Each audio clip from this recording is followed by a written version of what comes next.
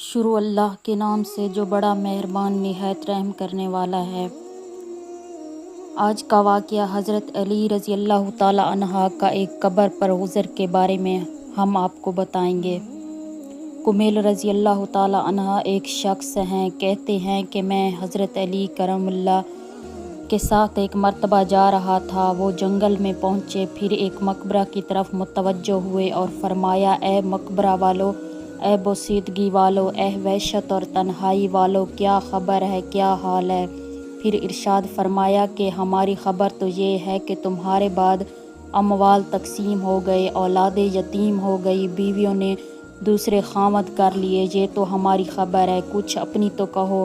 اس کے بعد میری امت متوجہ ہو کر فرمایا، کمیل، اگر ان لوگوں کی بولنے کی اجازت ہوتی، یہ بول سکتے تو یہ جواب میں یہ کہتے کہ بہترین تو شے تقویٰ ہے۔ یہ فرمایا اور پھر رونے لگے اور فرمایا، اے کمیل رضی اللہ تعالیٰ عنہ، قبر عمل کا صندوق ہے اور موت کے وقت بات معلوم ہو جاتی ہے، یعنی آدمی جو کچھ اچھا یا برا کام کرتا ہے وہ اس کی قبر میں محفوظ رہتا ہے، جیسا کہ صندوق میں۔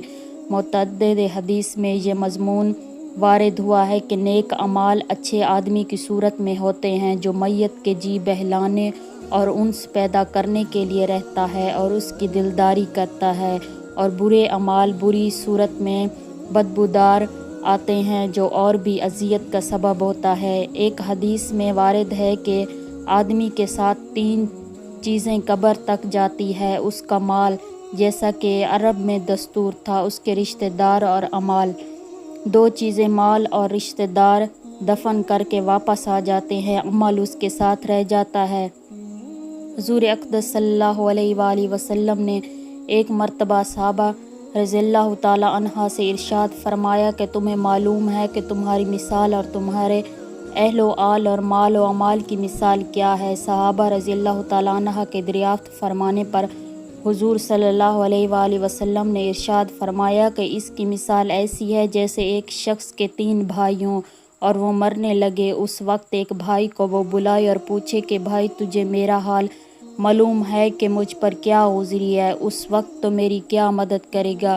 وہ جواب دیتا ہے کہ تیری تیمارداری کروں گا، علاج کروں گا، ہر قسم کی خدمت کروں گا، اور جب تو مر جائے گا تو نہلاؤں گا، کفن پہناؤں گا اور کندھے پر اٹھا کر جاؤں گا، اور دفن کے بعد تیرا ذکر خیر کروں گا۔ حضور صلی اللہ علیہ وآلہ وسلم نے فرمایا، یہ بھائی تو اہل آل ہیں۔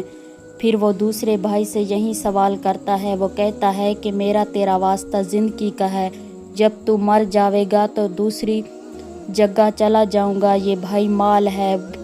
پھر وہ تیسرے بھائی کو بلا کر پوچھتا ہے، وہ کہتا ہے کہ میں قبر میں تیرا ساتھی ہوں، وحشت کی جگہ تیرا دل بہلانے والا ہوں، جب تیرا حساب کتاب ہونے لگے گا تو نیکیوں کے پلڑے میں بیٹھ کر اس کو جھکاؤں گا، یہ بھائی عمل ہے۔ حضور صلی اللہ علیہ وآلہ وسلم نے فرمایا، اب بتلاؤ کون سا بھائی کارآمد ہوا؟ صحابہ رضی اللہ تعالیٰ عنہ نے فرمایا، عرض کیا، یا رسول اللہ، یہی بھائی کارآمد ہے، پہلے دونوں تو بے فائدہ ہی رہے۔